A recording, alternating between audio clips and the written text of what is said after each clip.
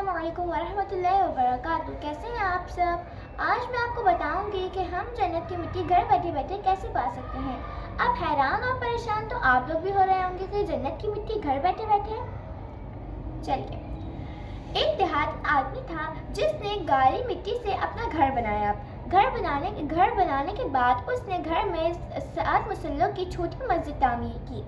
जब मस्जिद बना ली तो उसने अपने 7 बेटों को बुलाया और उनसे कहा कि तुम लोग मस्जिद की लिपाई के लिए जन्नत की मिट्टी लेकर आओ।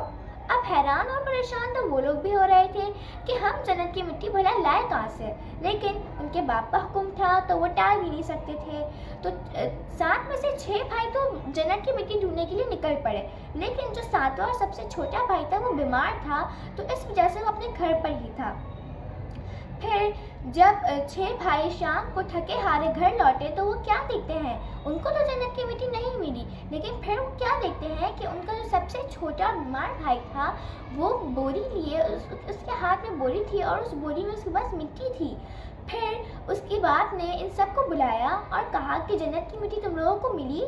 तो 6 के 6 भाई अपना सर झुकाए खड़े हुए थे, लेकिन एक उसने कहा कि जी अब्बू मैं लाया हूँ। तो उसने कहा कि तुम तो घर पर थे, फिर तुम्हारे पास जन्नत की मिट्टी आई कहाँ से? तो उसने कहा कि मैं सारा दिन अपनी अम्मी के पीछे पीछे घूम रहा था, जहाँ जहाँ वो कदम रखती थी वहाँ वहाँ मैं उनकी वहाँ से मिट्टी उठाकर बोरी में भर लिया करता था। तो इससे तो हमें ये पता चलता है कि जन्नत की मिट्टी हम घर बैठे बैठे ऐसे पा सकते हैं और माँ के कदमों में जन्नत होती है।